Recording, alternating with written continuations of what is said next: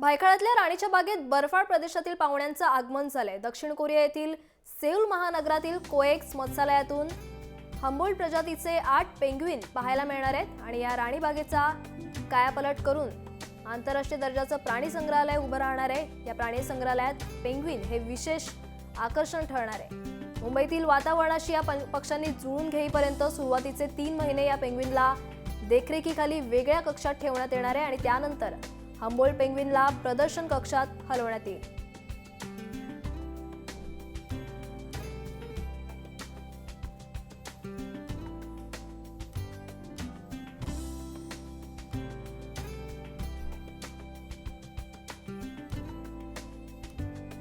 भायखळ्यातल्या राणीच्या बागेत बर्फाळ प्रदेशातल्या या पाहुण्यांचं आगमन झालंय। दक्षिण कोरिया येथील सेऊल महानगरातील कोएक्स मत्स्यालयातून हंबोल्ट प्रजातीचे हे 8 पेंग्विन या ठिकाणी आलेत। या राणी बागेचा आता कायापालट करून आंतरराष्ट्रीय दर्जाचं प्राणी संग्रहालय उभे राहणार आहे आणि यात हे पेंग्विन हे विशेष आकर्षण ठरणार आहे।